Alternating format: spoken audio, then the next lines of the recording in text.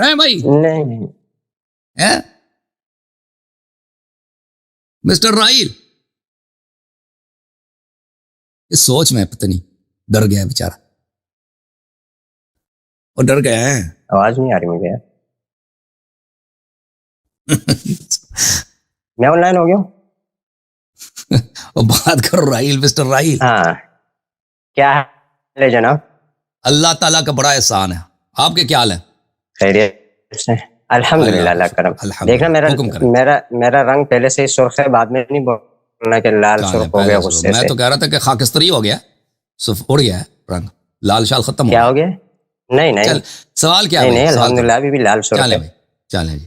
ہاں سوال تو وہی پچھلی بھی ہماری بات رہ گئی تھی، تو سوال میرا سمپل سا ہے اسی کے حوالے سے، امامت کے حوالے سے جو آپ کی بات تھی، تو اس میں میری بات رہ گئی تھی. وہ یہ کہ آپ نے یہ کہا تھا کہ قرآن جو ہے اگر وہ امام ہے وہ صامت نہیں ہے، وہ بات نہیں کر سکتا. حضرت علی رضی اللہ تعالیٰ عنہ پہلے امام، اگر ہم ان کو مانیں گے تو میرا اس میں یہ سوال ہے کہ ٹھیک ہے ابو بکر، آپ نے یہ کہا تھا نا ابو بکر امام نہیں ہے، عمر امام نہیں ہے، عثمان امام نہیں ہے، آپ نے یہ کہا تھا نا، اعتراف کیا تھا، صحیح ہے؟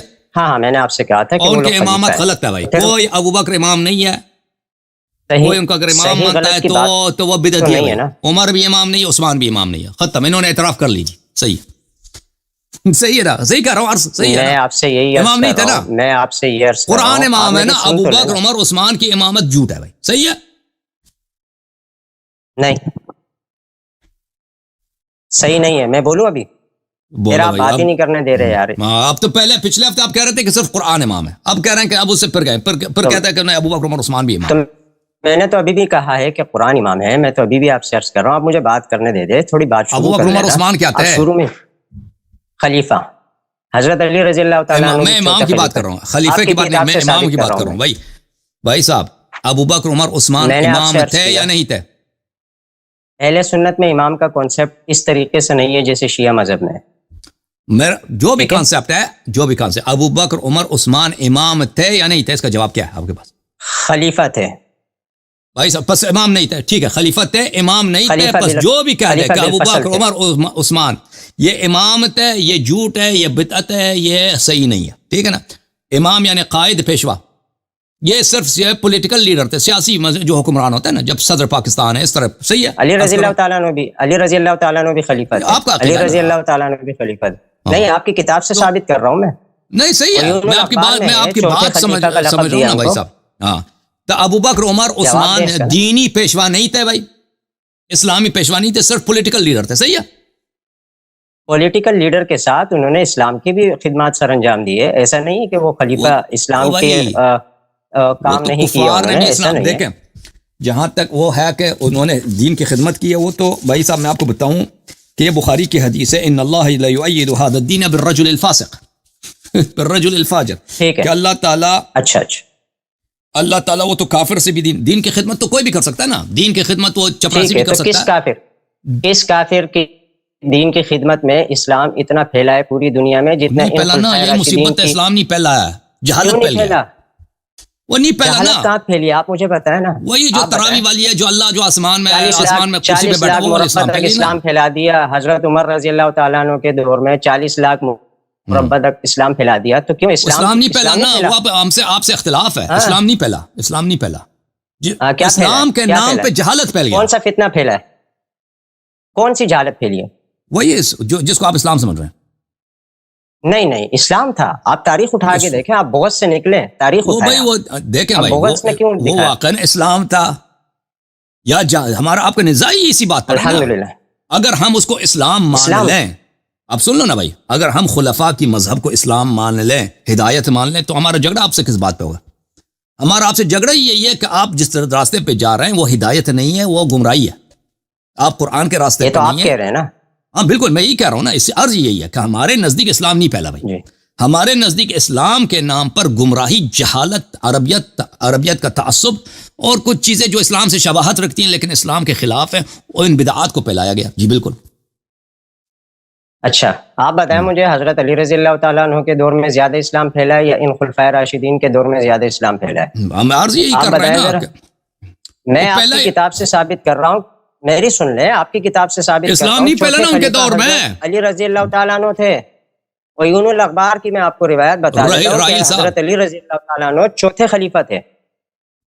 آپ کہتے ہیں پہلے امام ہے. آپ سن لینا، امام پہلے امام آپ نے ابھی تک مجھے ثابت کر کے نہیں دیا. آپ نے پچھلی نشست میں کہا تھا کہ پحلے امام ہے. آپ نے حضور صلی اللہ علیہ وسلم کی احادیث میرے کتب سے بیان کی، لیکن اس سے پہلے امام ثابت نہیں ہوا.